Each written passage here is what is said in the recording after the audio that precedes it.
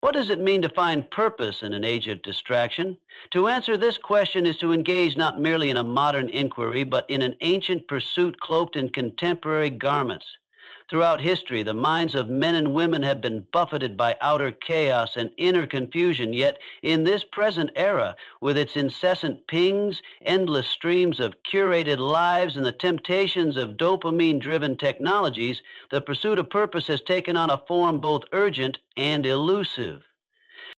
Purpose, as Napoleon Hill once stated in Think and Grow Rich, is the cornerstone of all achievement. Without it, man is but a drifting vessel upon the sea of circumstance. Hill observed that definiteness of purpose was not a casual choice, but an absolute necessity. In our modern world, that definiteness is constantly under assault. Imagine a mind that sets out to build a temple of self mastery, only to be interrupted every 5 minutes by a push notification. Each distraction is a thief, stealing fragments of attention, snatching the bricks of discipline, robbing the mortar of concentration. The ancient Stoics had their version of this struggle. Marcus Aurelius, Roman emperor and philosopher, wrote in his Meditations, "You must build up your life action by action and be content if each one achieves its goal as far as possible." Aurelius ruled a vast empire, and yet his reflections were intimate, centered on the internal battleground. He contended with distractions of power, war, politics, yet he implored himself to remain centered in duty and reason. In this, he models the principle that purpose is not discovered in silence, but forged in fire. And today, the fire is digital and psychological. What then is purpose? It is not simply a goal, nor a vague yearning to do good. Purpose is a clearly defined internal compass built upon personal values, desires, and contributions to others.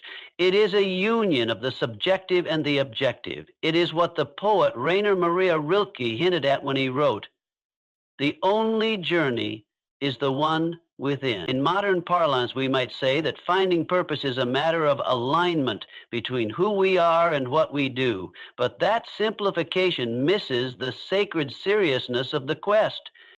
Distraction, on the other hand, is not merely a nuisance, it is a rival philosophy. It tells you that now is all there is, that novelty equals value, that depth is irrelevant if you can scroll forever. It is what Aldous Huxley foresaw in Brave New World, where humans in a state of comfort and entertainment forsake individuality and insight. He warned not of oppression by pain, but of tyranny by pleasure. We are not whipped into submission, we are lulled into aimlessness.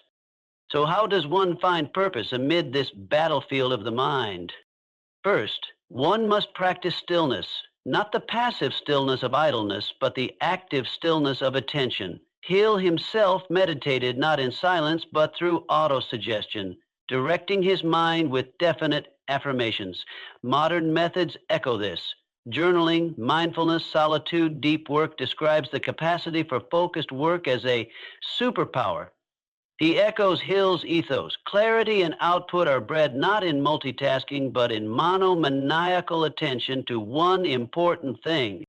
Second, one must eliminate the illusion that purpose arrives fully formed. It is cultivated through action.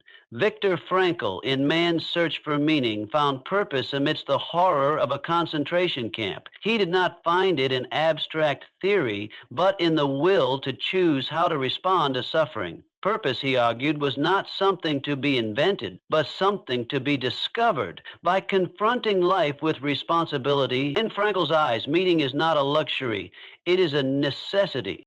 Next, consider the role of service. True purpose extends beyond self-interest.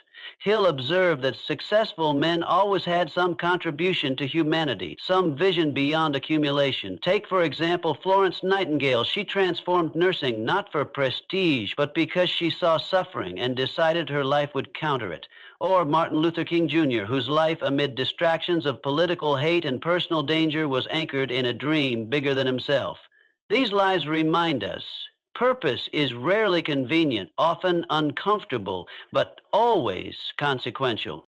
Practically, one can begin by defining a personal mission statement. Stephen Covey advised this in The 7 Habits of Highly Effective People. He urged readers to craft a constitution for the self, principles and priorities against which all decisions could be measured. When such a mission is written and refined, the noisy options of modern life lose their seductive power.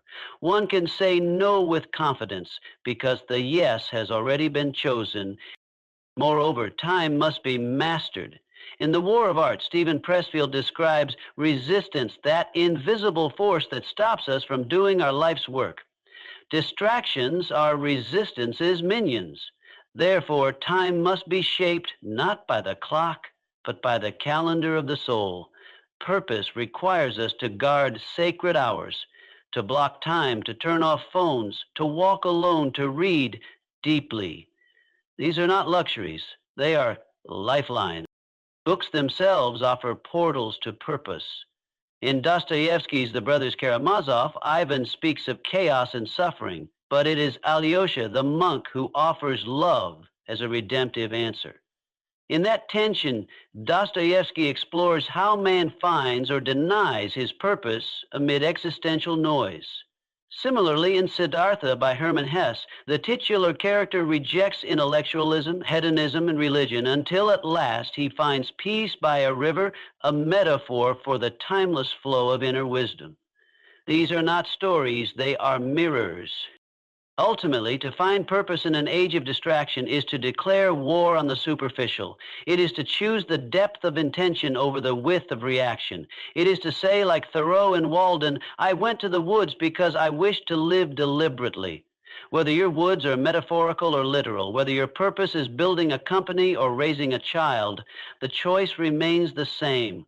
Will you live deliberately or drift distracted? For the seeker, the age of distraction is not an excuse, but an invitation to build a fortress of focus, a citadel of character, a sanctuary of soul. As Hill would say, whatever the mind of man can conceive and believe, it can achieve, but only if it is not interrupted by the next notification. How can I maintain deep focus in a world filled with constant noise? The modern man is not short of tools, apps, or strategies. He is short of conviction, discipline, and a burning definiteness of purpose. The problem is not the noise outside, but the lack of inner silence. And the solution is not merely in muting devices, but in mastering the mind. Napoleon Hill taught that concentration of effort was the path to greatness. He wrote, the mastermind group is indispensable in developing the power of concentration, which, in turn, produces accuracy of thought and definiteness of plans. That power of concentration, Hill knew, must be cultivated like a muscle, and in today's era, it is atrophied from overuse of passive consumption. If the mind is a garden, many have surrendered theirs to weeds of distraction, allowing their most fertile soil to grow nothing but random content, shallow opinions, and endless novelty. Let us begin by asserting the truth. Focus is not a natural state in our age. It is a rebellion. It is a spiritual discipline as much as a practical one. The mystics understood this. St. Teresa of Avila practiced contemplative prayer with intense focus, describing it as an interior castle where divine communion could take place. To her, silence was the door to power. Today, that door is buried under a pile of buzzing alerts and algorithmic bait. So, how then does one maintain deep focus? First, one must ritualize intention. Begin each day not by plunging into your phone, but by meeting your mind as one would meet a friend, with attention. The morning must be consecrated. Marcus Aurelius began each day with reminders to himself that he would meet meddling men, critics, liars, but that he would remain centered. This act of self-arming was his armor against noise. Similarly, the modern man must begin his day with clarity. What must be done? Why does it matter? What distractions must be defeated?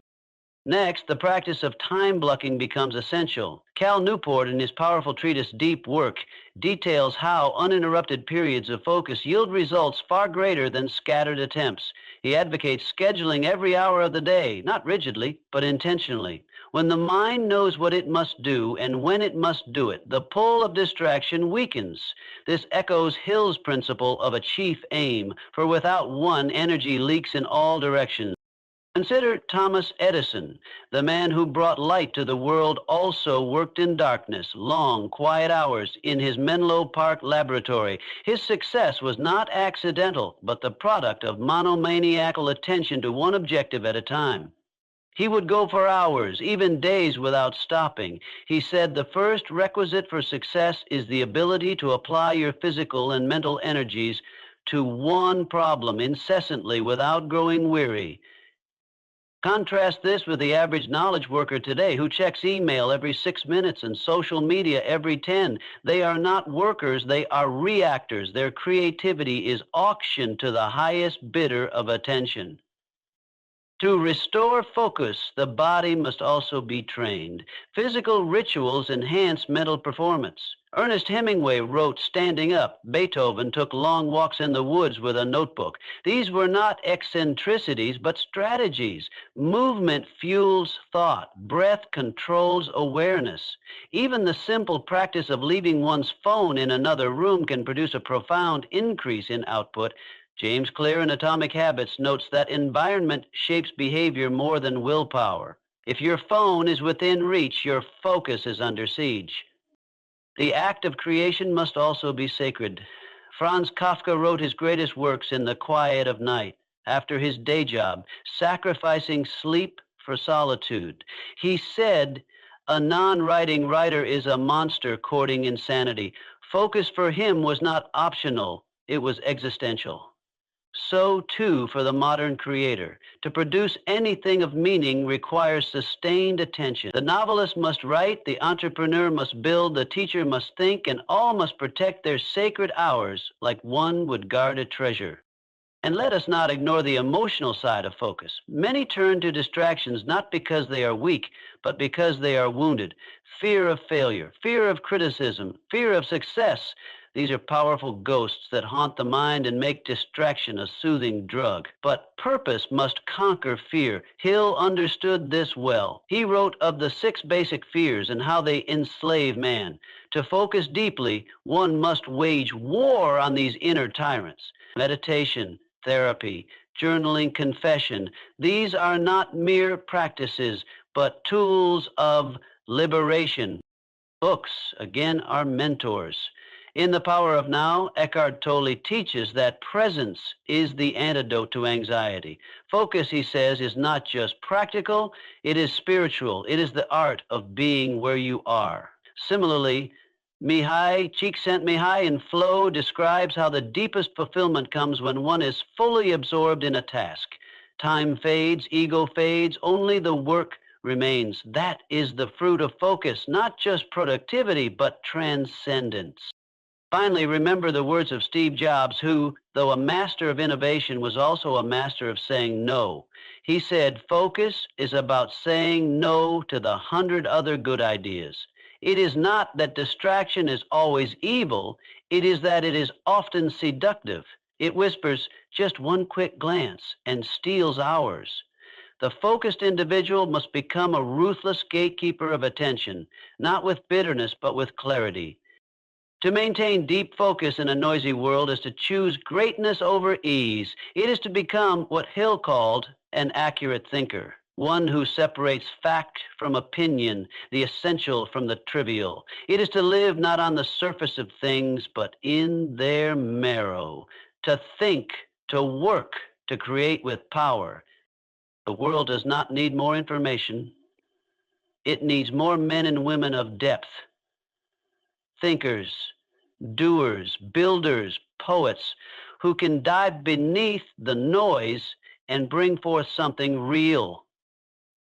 And that, dear reader, requires the courage to be silent in a world that never stops speaking. What role does technology play in shaping or distracting from purpose? To understand this is to see technology not merely as a tool, but as a force, one that magnifies the will of its user. In the hands of a man with purpose, technology becomes a lever that lifts him to greatness. But in the grasp of the drifting, it becomes an endless maze of mirrors reflecting illusions, distractions, and false urgencies. Napoleon Hill, had he lived in the age of smartphones and social media, would not have denounced technology itself, but rather the passive relationship many have developed with it. Hill wrote of the drifting man, the one who moves without aim, blown by the winds of circumstance. Today, the drift is digital. The average man awakes not to a purpose, but to a screen. His thoughts are not original, but fed to him in infinites. His desires are not chosen, but implanted by the collective momentum of the feed. Technology, in its noblest use, can be the greatest ally of purpose. Consider the life of Elon Musk. Not because of his fame, but because of his clarity. His use of technology is not entertainment. It is a mechanism for building futures. Whether one agrees with his methods or not, the lesson remains technology must serve the mission, not replace it. Hill spoke often of the definite chief aim. A man who knows where he is going uses every tool, every telegram, every typewriter, every radio wave to advance that aim. The same applies today. If your mission is to write a book, then a laptop is a chisel in your hand. If your purpose is to teach, then the internet becomes a classroom of infinite size. If your purpose is to heal, then telemedicine, data, diagnostics, these become weapons of compassion. The power lies not in the tool, but in the hand that wields it. Yet herein lies the danger. Tools, if left unmastered, become masters themselves. The man who was meant to build becomes the man who scrolls. The woman who was born to lead becomes the one who compares, consumes, and conforms. Tristan Harris, former Google ethicist, revealed that modern technology is engineered not to inform, but to addict. In his research with the Center for Humane Technology, he shows how the race for attention has created systems designed to manipulate emotion and hijack cognition. In such a world, the man without purpose becomes prey. We must then treat our relationship with technology as sacred, not because the machines are holy, but because the soul is. In The Shallows, Nicholas Carr describes how constant digital interruptions rewire the brain, weakening deep thinking and increasing anxiety. He warns that we are trading contemplation for stimulation, and in doing so, we are surrendering the very qualities that make us human. One cannot live a life of meaning in a state of constant reaction. Purpose demands presence. It requires the ability to sit with a thought long enough to understand it, to stare at a blank page until it yields words, to wrestle with an idea until it reveals its truth. This is not possible when attention is fractured into 1,000 fragments. But technology can be re-enslaved. It can be trained to serve. Begin with small steps. Remove apps that do not serve your mission. Turn off notifications, all of them. Schedule time for deep work and keep that time sacred. Use blockers to guard against digital drift. Replace passive scrolling with active learning. Subscribe to newsletters that feed the mind, not junk the soul. Curate your digital diet as fiercely as a warrior chooses his weapons. One must also build sacred zones, digital Sabbaths. The Sabbath in ancient times was not merely a religious ritual, but a philosophical rebellion. It was a declaration that man was not a machine. In today's context, it means carving out hours or even days when no screens are touched. Use this time to walk, read, write, reflect. Hill advised that temporary defeat is the seed of future success. Often it is in the absence of distraction that a man realizes he has been defeated not by enemies, but by his own habits. Let us look also at literary warning. In Fahrenheit 451, Ray Bradbury envisioned a world where books were banned, not because of tyranny, but because people stopped caring to read. He saw the slow erosion of purpose as citizens drowned in meaningless entertainment. You don't have to burn books to destroy a culture, he said. Just get people to stop reading them. That is the world we inch toward when technology is not mastered but mindlessly consumed. Now consider the opposite. The man who harnesses technology with purpose becomes a creator of culture. Think of Frederick Douglass, who learned to read under threat of death and later used the printing press to destroy slavery's grip. He did not fear technology, he bent it to his will. Or consider Malala Yousafzai, who used the internet to tell her story, lighting a global fire for education. These were not tech critics, they were tech conquerors. There is no nobility in rejecting technology outright. The Luddites were not victors, but there is infinite nobility in bending it toward purpose. The question to ask oneself is simple. Is this tool helping me build my cathedral, or is it pulling me away brick by brick? To return to Hill, his doctrine was one of deliberate living. Every thought, every action, every tool must serve the chief aim. The mind must be trained to reject the trivial, embrace the powerful, and use every resource to advance its mission. Technology, then, is not a distraction unless you are already distracted. It is not a seducer unless you are already seducible. But with purpose as the shield and focus as the sword, one may walk through the digital fire and emerge not burned but forged. The world has never before handed men such power. The question remains, will you use that power to build your vision, or will you let it dissolve your attention into digital dust? Can purpose be cultivated through daily routines and habits? Yes. Not only can it, it must. Purpose, though born in the soul, is not sustained by vision alone. It demands structure. It craves rhythm. It is no accident that those who have left a mark upon history did not rely on moments of inspiration, but on disciplined daily practices. Greatness is not achieved in bursts, it is forged in routine. Napoleon Hill taught that habits are the roots from which success or failure grows. In Think and Grow Rich, he wrote, any idea, plan, or purpose may be placed in the mind through repetition of thought. But he did not stop at thought. He insisted upon action, repeated, consistent, deliberate action. He knew that a man's outer world was a reflection of his inner patterns, and that patterns once formed shape destiny. We must begin by understanding that purpose is not a singular event. It is a continuous awakening, renewed each morning and reinforced with every choice. Purpose does not arrive fully formed. It is constructed one brick at a time by the habits we enact daily. It is the man who wakes early, who sits before the silence and asks, what must I do today that honors my calling? He does not wait for motivation. He summons it with ritual. Consider Benjamin Franklin. His daily routine was divided with military precision. He asked himself every morning, what good shall I do this day? And every evening, what good have I done today? That habit, the habit of reflection and accountability, built a man who shaped revolutions and invented both tools and principles. Franklin's purpose was cultivated not in chaos, but in order. Routine is the soil in which purpose takes root. Yet in our age of distraction, many recoil at the thought of repetition. They seek novelty, but novelty is a thief when it is not governed by intention. The painter must paint daily. The athlete must train daily. The writer must write daily, not because every session yields glory, but because each session deepens alignment with purpose. Let us turn to James Clear, author of Atomic Habits, who echoes Hill in modern terms. Clear writes, you do not rise to the level of your goals. You fall to the level of your systems. A goal, he argues, is a direction. A habit is a mechanism. Purpose is not merely having a goal.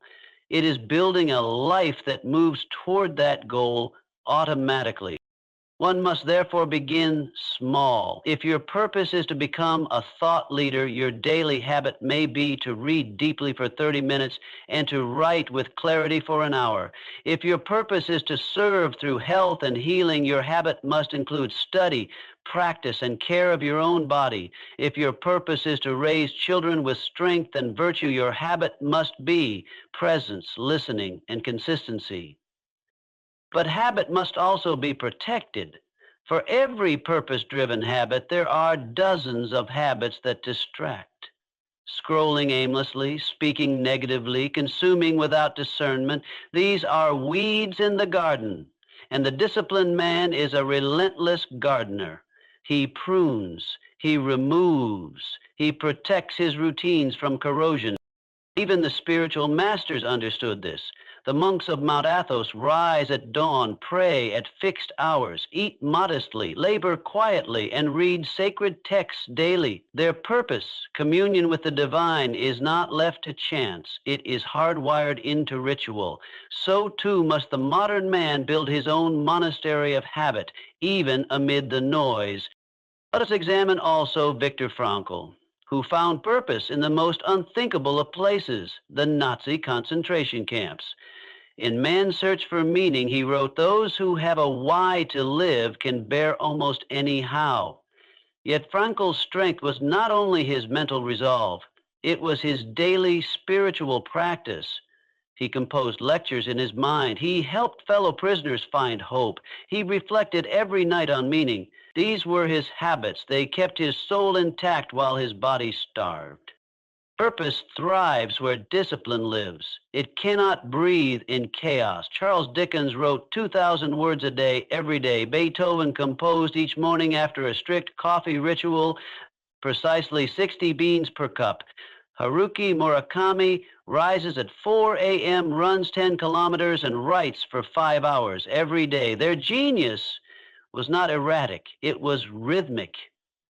Now, the skeptic may ask, must life be so structured? Does spontaneity not have value? Of course it does, but spontaneity without foundation is wind without direction. A man must first build his ship before he can sail where the Spirit leads. Routines and habits do not limit purpose, they liberate it. They provide the scaffolding upon which creative chaos can safely climb. Let us also remember that habits are not merely mechanical, they are moral. The habit of kindness, the habit of integrity, the habit of speaking truth, these shape a character fit to carry purpose. It is one thing to have a goal, it is another to become the kind of person who can fulfill it. Hill called this developing the habit of doing more than paid for. It is the habit of excellence, and it compounds over time. The philosopher Aristotle wrote, "We are what we repeatedly do." Excellence, then, is not an act, but a habit. And it is excellence, not comfort, that purpose demands. Begin then with 1 sacred hour, 1 hour to move in alignment with your calling. Rise early, guard it, use it to read, to write, to plan, to pray, to create. Let it become immovable. Expand it as you grow stronger, and as the days pass, you will discover that your purpose, once a vague longing, now has form and structure. It breathes through your habits, it walks through your actions, it becomes not just a dream, but a daily way of life. Purpose is not found in epiphanies alone. It is found in breakfast made with love, in pages written in silence, in decisions made with intention, in phone calls returned with dignity. It is found in the pattern of how you live, repeated not for ease, but for excellence. So ask yourself, what are the habits that support your deepest aim? What rituals could you build today that your future self will thank you for? And most importantly, will you make your purpose a once-in-a-while visitor or a daily resident in your life? How do high achievers protect their purpose from being derailed by distractions? They do so not by accident nor by fleeting desire, but by deliberate discipline, unshakable clarity, and a refusal to bow to anything lesser than their mission. Distraction is the enemy of greatness, and the high achiever is a warrior trained to recognize, resist, and remove it often before it takes root. Napoleon Hill wrote, "The majority of people are easily influenced by the opinions of others. They permit gossip and idle chatter to control their thoughts." He knew that distraction is not merely digital. It is social, emotional, internal. It can wear the face of a friend, the whisper of a doubt, or the soft allure of comfort. But Hill also taught that definiteness of purpose, that burning obsession with one's chief aim, is the shield against all such intrusions. Let us consider the habits of those who protect their purpose fiercely. Take Theodore Roosevelt. The man read a book a day while running a nation. He boxed, explored, wrote, hunted, debated. His energy was not scattered, it was focused through the lens of purpose. He believed that a man must know what he wants and go after it with everything he's got. He structured his time, limited small talk, and placed high walls between his mind and mediocrity. Steve Jobs, too, was ruthless with focus. He would cancel meetings, cut product lines, and eliminate anything that diluted his vision. "I'm as proud of what we don't do as I am of what we do," he said. Every distraction was a threat to Apple's mission, and he treated it as such. He wore the same clothes daily to avoid decision fatigue. He surrounded himself with those who fed his focus, not fractured it. High achievers design their environments. They curate their influences. They engineer their days. They treat their calendars not as open plains, but as fortresses. Warren Buffett attributes much of his focus to the power of saying no. He once said the difference between successful people and really successful people is that really successful people say no to almost everything, not out of arrogance, but out of allegiance to purpose. And this is where most fail. They confuse activity with achievement. They believe that being busy is the same as being effective. But the high achiever knows motion is not progress. He distinguishes between what is urgent and what is important. Dwight Eisenhower made this distinction clear through what is now known as the Eisenhower Matrix, a framework that urges individuals to spend most of their time on tasks that are important but not urgent, because that is where legacy is built. So how do these individuals maintain such clarity? First, they limit inputs. They do not consume content endlessly. They read selectively. They avoid the news cycle unless it serves their mission. They are not plugged into every notification, every trend, every update. They walk away from the noise to hear themselves think. Second, they build rituals. Maya Angelou wrote in hotel rooms with nothing but a Bible, a legal pad, and a bottle of sherry. She understood that creative clarity required sacred space. High achievers ritualize their work. Same time, same place, same tools. These rituals form neural grooves that guide focus automatically. Third, they surround themselves with excellence. Hill described the mastermind, a group of aligned individuals who elevate one another. Distractions often enter through poor association. The high achiever curates his circle. He does not allow proximity without purpose. If a person clouds vision, brings drama, or distracts from the mission, they are distanced without apology. Fourth, they embrace solitude. Nikola Tesla worked in solitude. So did Einstein. So did Da Vinci, not because they feared people, but because they respected focus. Solitude is not loneliness. It is the space where ideas are born, refined, and launched. It is where the inner compass is recalibrated. Fifth, they anchor themselves to their why. Simon Sinek's famous directive, "Start with why," is more than branding advice. It is existential. When a man forgets why he began, he becomes vulnerable to every shiny object along the path. But when the vision is clear and the stakes are known, the temptation to drift weakens. The high achiever reviews his purpose daily, and when distractions inevitably come, as they do, these individuals do not indulge them. They recognize the cost. John Maxwell teaches that you can't overestimate the unimportance of practically everything. That insight is not cynicism, it is wisdom. The achiever knows that every yes carries 1,000 hidden no's. He protects his energy as fiercely as his money. Even in literature, this principle reigns. In the Odyssey, Odysseus ties himself to the mast to resist the sirens. He knows his own limits. He does not trust willpower alone. The high achiever likewise builds systems that protect him from temptation. He turns off devices, uses blockers, delegates, automates. He does not trust a moment, he engineers it. Consider also the example of Florence Nightingale.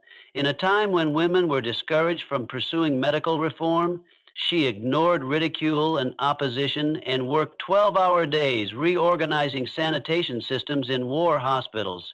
She did not argue with critics, she outworked them. Her focus saved lives.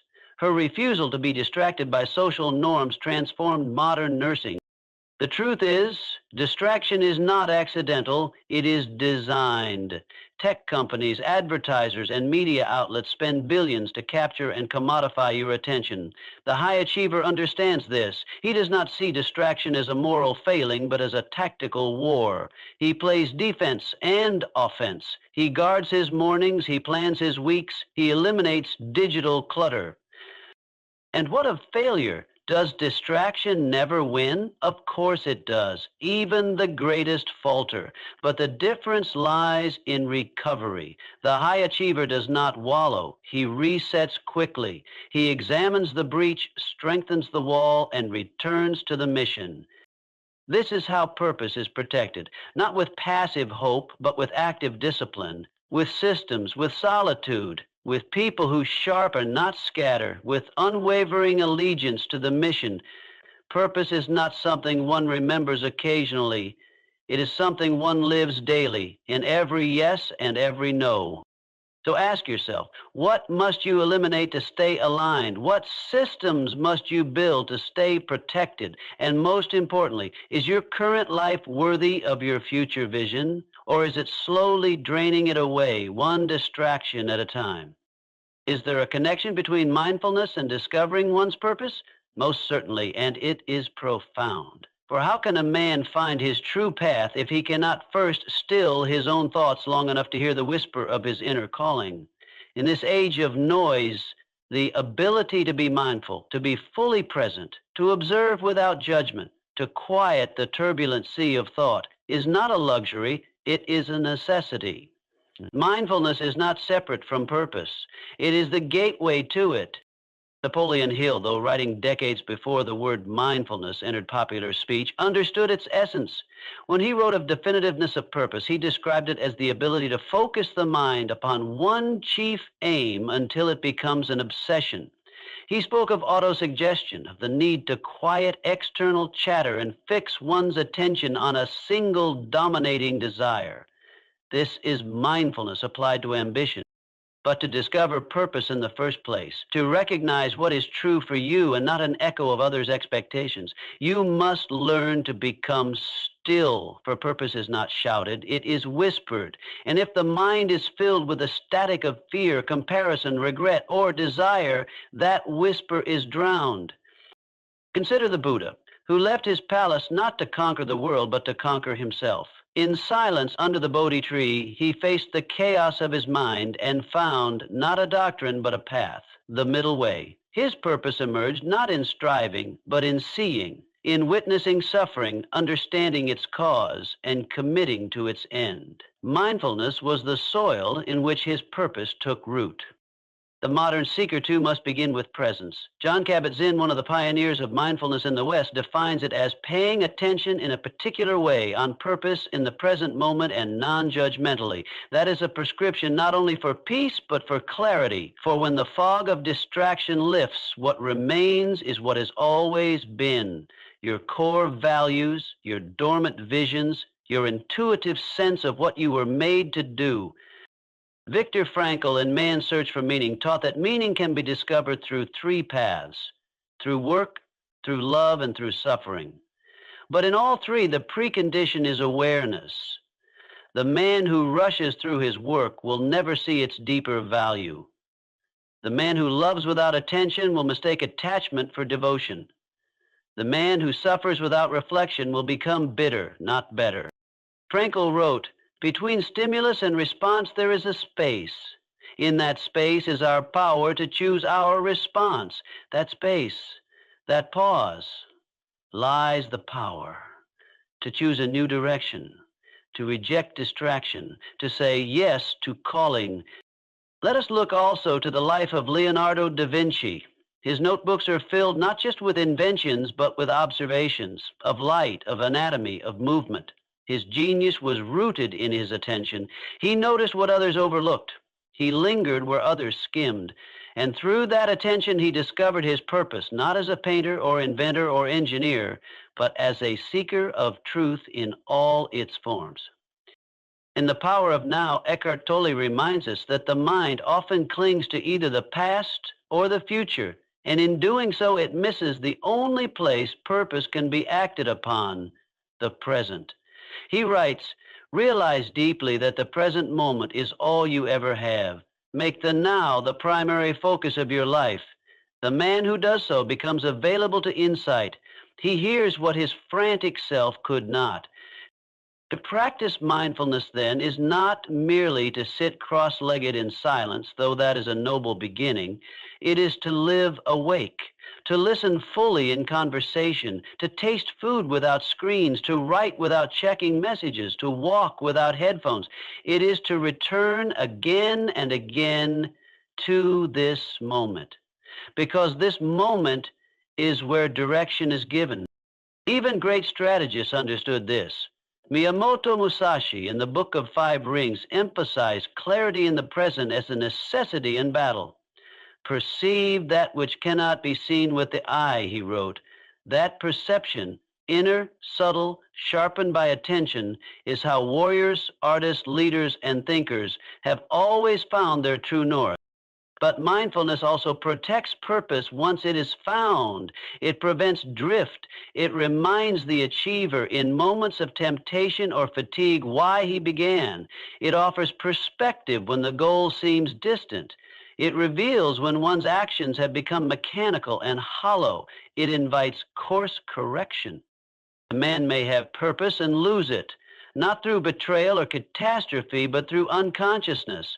He may wake one day and find that he has built a life he no longer recognizes. The daily practice of mindfulness is the antidote to this drift. It anchors vision, it aligns action, it sharpens the inner compass. Let us return to Hill, who wrote of the 6 ghosts of fear. Fear of poverty, criticism, ill health, loss of love, old age, and death. These fears feed on unconsciousness, but mindfulness exposes them. It drags them into the light, and in that light, purpose is clarified and fear loses its grip. If you seek to discover your purpose, begin not with action, but with awareness. Sit with yourself, listen, reflect, ask, what is it that I return to in thought again and again? What longing stirs in silence? What work makes me forget time? What injustice moves me to tears? What beauty makes me come alive? These are the compass points, but they can only be found if you are still long enough to look. Create a practice, 5 minutes a day, then 10, then more. Journal what you notice. Walk without agenda. Observe your thoughts. Do not fight them. Witness them. Over time, a pattern will emerge. Your true self will begin to speak more loudly than the world. And when that voice is heard, purpose becomes not a mystery, but a memory, something you knew as a child and simply forgot. Purpose is not out there. It is in here, in the breath, in the silence, in the present. Mindfulness is how we find it again, and once found, how we keep it. What role does discipline play in achieving a purpose-driven life? Discipline is the bridge. It is the force that carries vision across the raging river of resistance. Without discipline, purpose remains a wish, an illusion glimpsed but never realized. With discipline, purpose becomes power, transformed from idea into impact. It is the steel in the spine of the soul. Napoleon Hill wrote, "Self-discipline begins with the mastery of your thoughts. If you do not control your thoughts, you cannot control your needs." He understood that a man may discover his purpose with great clarity, but if he lacks the fire of discipline, he will drift from that purpose at the first sign of hardship or delay. He will betray his own ambition, not because he is weak, but because he is untrained. Discipline is the training of the will. It is the refusal to be governed by impulse. It is the act of choosing what you want most over what you want now. And in every generation, the men and women who changed the course of history were not always the most gifted, but they were almost always the most disciplined. Consider the life of Mahatma Gandhi. His purpose was freedom, not just for India, but for the human spirit. But it was not achieved through speeches alone. It was earned through daily acts of restraint and resolve. Gandhi controlled not only his diet and sleep, but his emotions and reactions. He fasted, walked, endured prison, rejected comfort, all in service of a singular aim. His discipline gave his purpose credibility and strength. Or look to Benjamin Franklin, whose famous 13 virtues, including temperance, industry, and resolution, were not abstract ideals, but practiced habits. He carried a notebook, tracked his progress, and reviewed his conduct daily. He once said, "By failing to prepare, you are preparing to fail." His discipline was not just moral, it was mechanical. He engineered his days to serve his larger goal of moral and civic excellence. We see the same in athletes. Michael Jordan, often called the greatest basketball player of all time, was not praised solely for talent, but for tireless work ethic. He arrived at practice before others. He trained longer. He missed thousands of shots, and in missing grew stronger. His purpose, to win, to become legendary, demanded sacrifice. Discipline was the payment.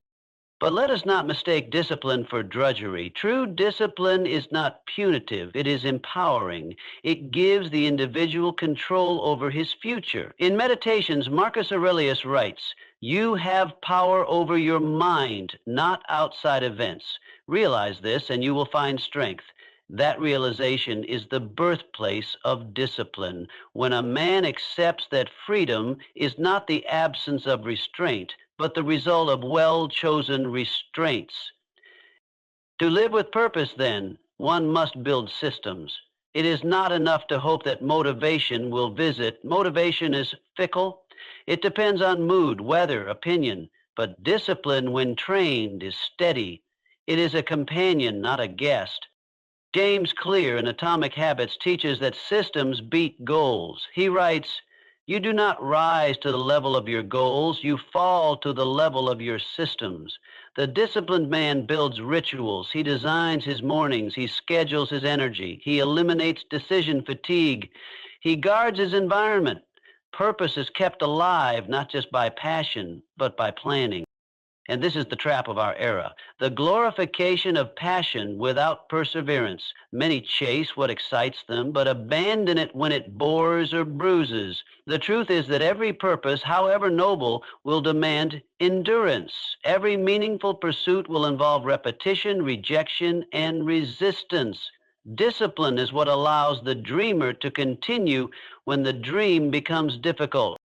Helen Keller, deaf and blind from childhood, learned to speak, write, and influence millions. Her path was not paved with ease. It was carved with effort. Her teacher, Anne Sullivan, insisted on routines, repetition, and rigor. Through that discipline, purpose emerged from silence. Keller later wrote, "We can do anything we want to if we stick to it long enough.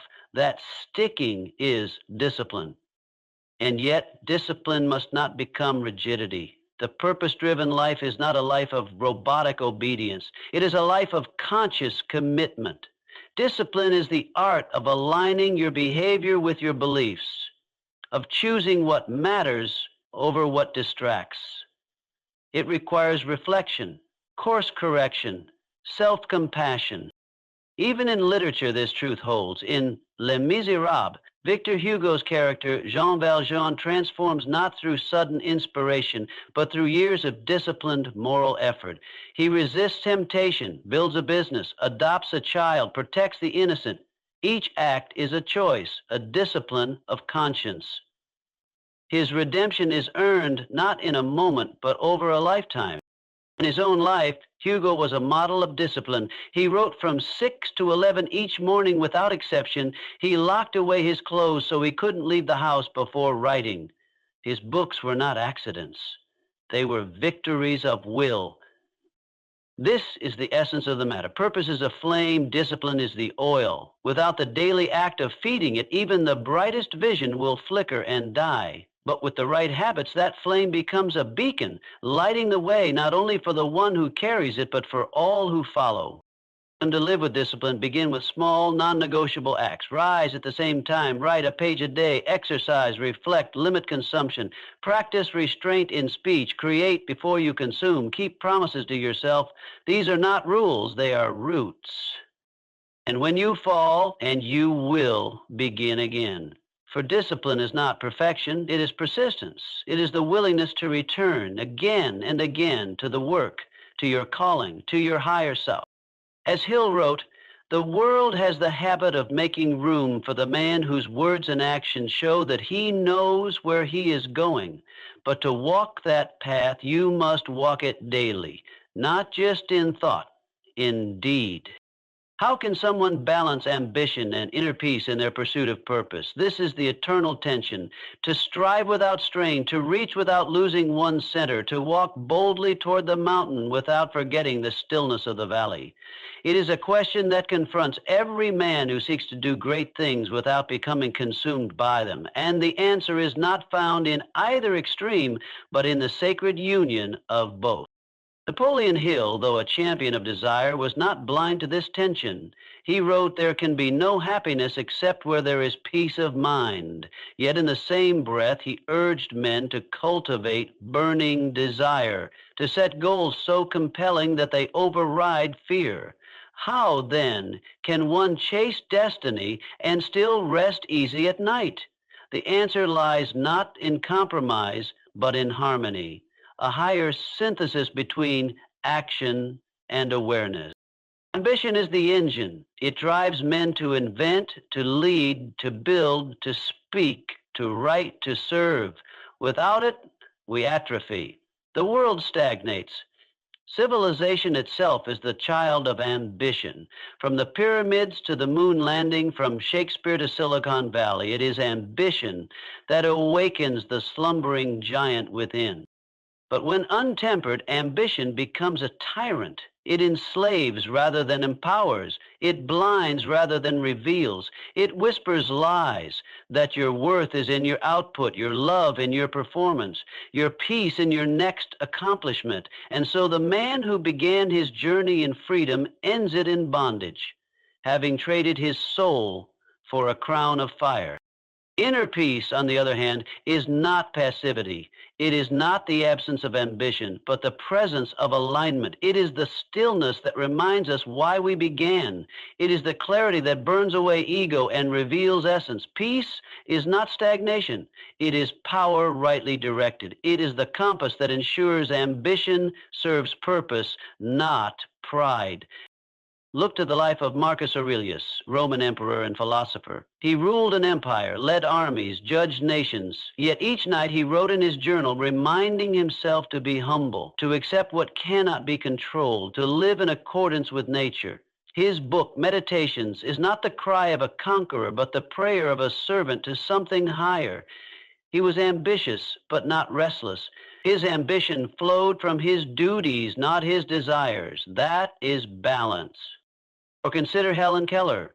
Her achievements, author, lecturer, activist, were born of ambition, but never at the cost of her tranquility. She wrote, "I long to accomplish a great and noble task, but it is my chief duty to accomplish small tasks as if they were great and noble." That is the path of peace, to find meaning not just in the summit, but in the step. The Bhagavad Gita speaks of this balance with clarity. Lord Krishna advises Arjuna to perform your prescribed duty, for action is better than inaction, but also to be steadfast in yoga, perform your duty, and abandon all attachment to success or failure. This is ambition in service to Dharma, not ego. Action without attachment, purpose without possession. Modern teachers echo this wisdom. Ryan Holiday in Ego is the Enemy writes that ego drives us to chase what we do not need, while humility brings us back to what really matters. In stillness is the key, he writes. Stillness is what aims the archer's arrow. It inspires new ideas. It sharpens perspective. It allows us to persevere, to succeed. The archer must pull the bow, the ambition, but he must also be still enough to aim peace. The practical man asks, how then do I live this balance? The answer begins with awareness. Begin each day not with your to-do list, but with your to-be list. Who must you be today to honor your purpose? Are you chasing for the sake of applause or impact? Are your goals aligned with your soul? Establish a rhythm. Let ambition be your daytime energy and peace your nighttime ritual. Work with vigor. But pause, rest, reflect, meditate, walk, journal, read slowly. These are not distractions, they are anchors. They keep you from drifting into obsession. Set goals, but hold them lightly. Let them inspire your excellence, but never become the source of your identity. You are not your title, your income, your achievements. You are the one who chooses them, shapes them, serves through them. And when setbacks come, as they must, respond not with panic, but with perspective.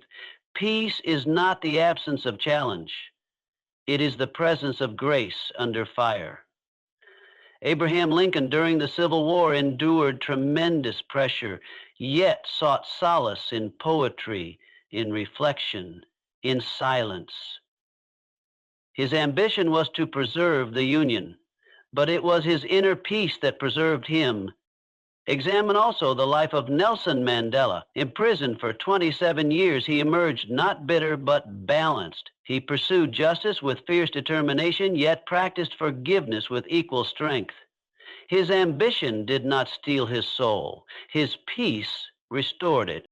And so, to live a purpose-driven life is to walk a narrow ridge. Too much ambition and you fall into anxiety. Too much detachment and you fall into inertia. The way forward is not to reduce either, but to refine both. Let your ambition be soul-led. Let it arise not from comparison, but from calling. Let it not be about being more than others, but about being more of who you already are. Let your peace be earned not from comfort, but from congruence. Live in a way that your outer world reflects your inner truth. Then peace is not a retreat, it is a result. As Hill wrote, peace of mind attracts happiness. It brings riches. It gives one time for meditation and self-examination. It clears the mind of fear and doubt. That peace is not opposed to progress. It is the source of it. In the end, your purpose is not just a destination. It is a manner of being. Let ambition move your feet. Let peace guide your heart. And you will find, as all great souls have, that the journey itself becomes the reward. What are the daily habits of people who live with strong purpose? This question is not a casual inquiry. It is a key to the vault. For a man's destiny is shaped not by rare acts of genius or luck, but by what he does daily, hourly, and automatically. Purpose, like wealth or wisdom, is not merely found, it is forged. And its furnace is the routine of a disciplined life. Napoleon Hill taught that the ladder of success is never crowded at the top. Why? Because few are willing to pay the price of consistency. Few are willing to trade comfort for clarity, indulgence for intention. But those who do, the Lincolns, the Dennises, the Earharts, the Jobses, they rise, not by accident, by habit. The man or woman of strong purpose does not awaken by chance. They rise by choice. The day does not begin with the shrill alarm of the world, news, noise, or notification. It begins in stillness, in reflection, in preparation for spiritual battle. Benjamin Franklin began his day with the question, "What good shall I do this day?" This was no empty ritual. It was a compass reminding him that life is not a matter of circumstance, but of contribution. He reviewed his virtues, measured his progress, corrected his course. Franklin's success in science, in statesmanship, in invention was not magic, it was method. The purposeful person moves through the morning with intention. There is movement, not sluggish but vital. Whether it be stretching, walking, or intense exertion, the body is summoned into alignment. As Epictetus taught, no man is free who is not master of himself. To command one's flesh is to prepare one's spirit. Then comes the feeding of the mind, not with the fluff of gossip or fear, but with words that build and stir. Scripture, Stoics, science, sacred texts, the journals of Marcus Aurelius, the essays of Emerson, the biographies of those who dared and endured. These are the morning meals of the purposeful. They do not consume at random. They digest with reason.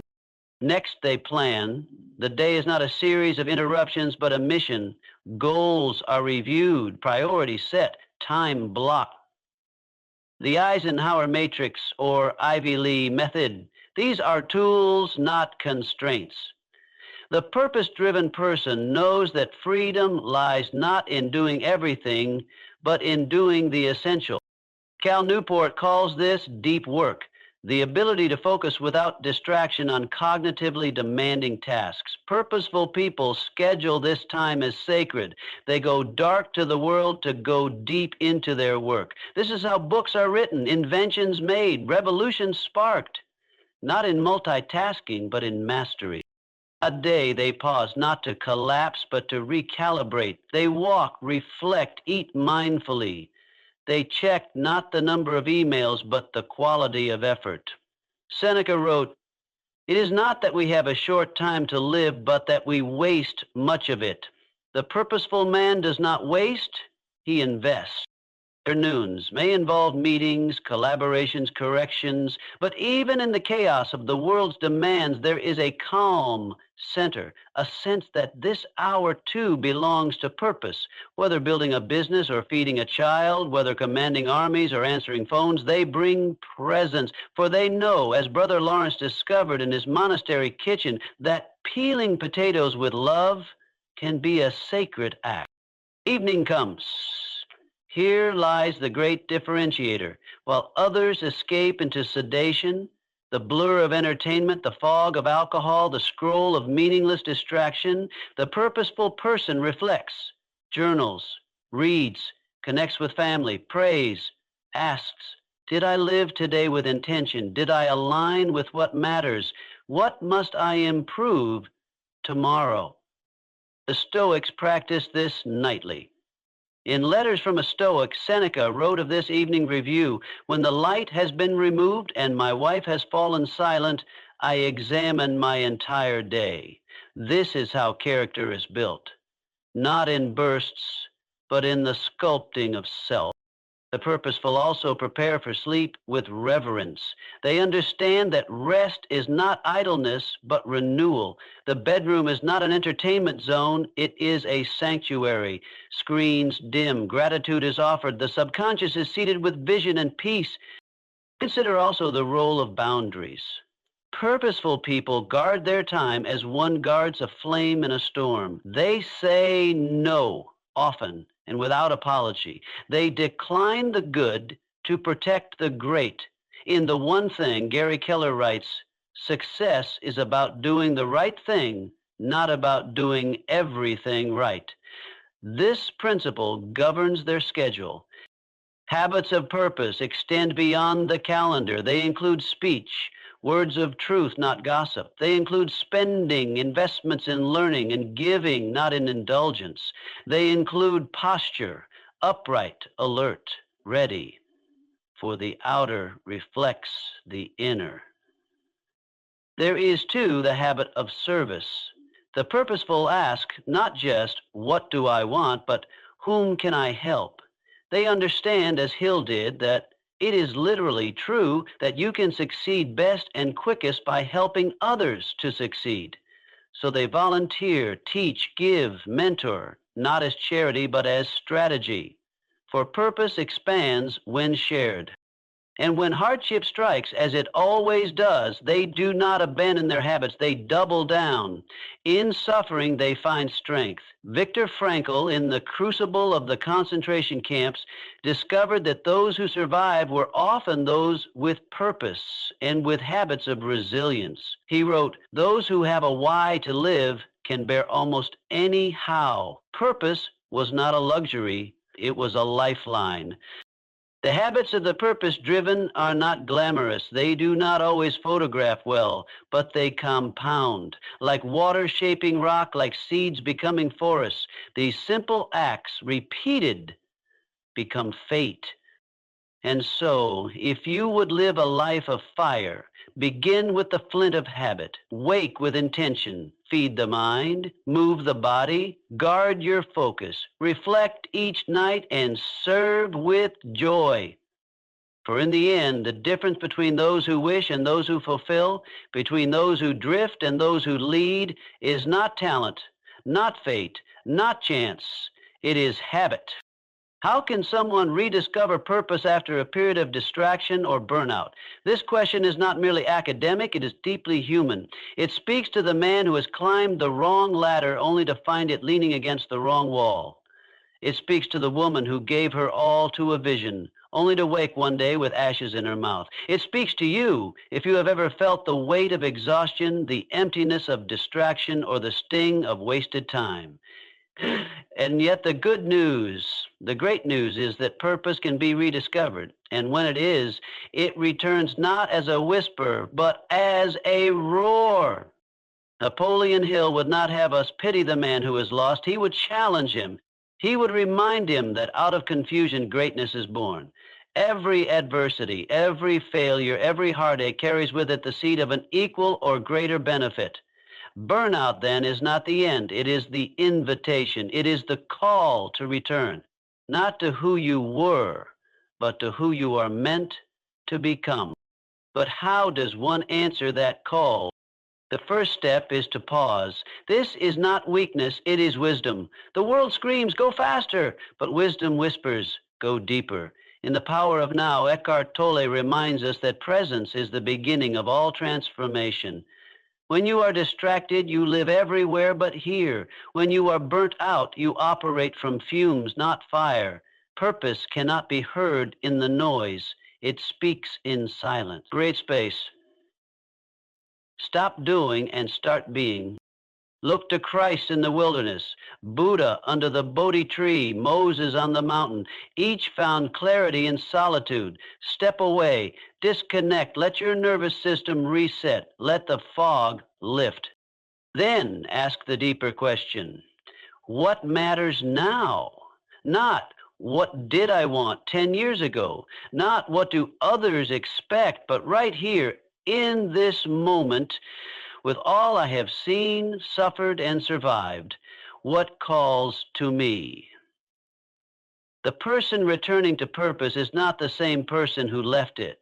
You are wiser now, scarred, perhaps, but stronger. Your burnout was not random, it was revealing. It showed you where your life was misaligned, where your values were compromised, where your soul was neglected. Use this knowledge, reflect, journal, meditate, ask what drained me. Was it the pace, the pressure, the lack of meaning? And then ask what gave me life? When did I feel alive? What activity made time disappear? What cause stirred tears or fire in my chest? The Japanese call this ikigai, the convergence of what you love, what you are good at, what the world needs, and what you can be paid for. When burnout strikes, one or more of these elements is missing. Rediscovering purpose is the art of reuniting them. Revisit old dreams, dust off the ideas you buried under practicality, reread books that once moved you, talk to mentors, to elders, to the child within. You are not beginning from scratch, you are beginning again, this time with your eyes open. Then begin small. Purpose is not a lightning bolt, it is a candle, fragile at first. Protect it, feed it. Do one thing each day that aligns with it. If you once dreamed of writing, write a single paragraph. If you once longed to teach, mentor one person. If justice calls you, volunteer. Action precedes clarity. Do not wait for perfect vision. Walk by the light you have. St. Ignatius, founder of the Jesuits, was once a vain soldier until a cannonball shattered his leg and his identity. In recovery, he read spiritual texts, the only books available, and something awoke. From that moment of pain, a movement was born that would educate millions. His burnout was his rebirth. Or consider Elizabeth Gilbert, who, after the collapse of her marriage and life plan, wandered through Italy, India, and Bali, not to escape, but to seek. Her journey became Eat, Pray, Love, a book that helped millions rediscover their own paths. Her despair was not wasted, it became her testimony. Read also the words of Parker Palmer in Let Your Life Speak. After falling into depression, he wrote, "Depression demands that we reject simplistic answers, both religious and scientific, and learn to embrace mystery, to accept paradox, and to listen with deep inner attentiveness." His darkness became the doorway to purpose, but only because he listened. Practically structure your return, rebuild rhythms that nourish, not deplete. Wake early, move your body, feed your mind, guard your input, say no often, schedule time to create, to reflect, to serve. Surround yourself with people of clarity. Burnout is contagious, but so is purpose. And most of all, forgive yourself. This is crucial. Guilt is a chain. You cannot walk forward if you are shackled to shame. You did the best you could with what you had. Now you have more. Now you know better. Begin again, not from condemnation, but from compassion. In Man's Search for Meaning, Viktor Frankl wrote, "When we are no longer able to change a situation, we are challenged to change ourselves. You cannot undo your distractions. You cannot erase your exhaustion, but you can transform them." Purpose is not a fixed point. It evolves. It deepens. The purpose of the young warrior is different from the sage, the mother, the builder, the teacher. What mattered in one season may not matter in the next. That does not mean you failed. It means you grew. So if you have drifted, return. If you are tired, rest. If you are broken, rebuild. Let your comeback be stronger than your setback. Purpose is not a straight line. It is a spiral. And each time you come back wiser, deeper, truer. Do not wait for perfect certainty. Begin where you are with what you have, for the world does not need perfect men. It needs men on fire, and that fire is still in you. Your story's not over. The best pages are yet unwritten. Pick up the pen, write with purpose, live with purpose, and let the ashes of your burnout become the soil of your rebirth.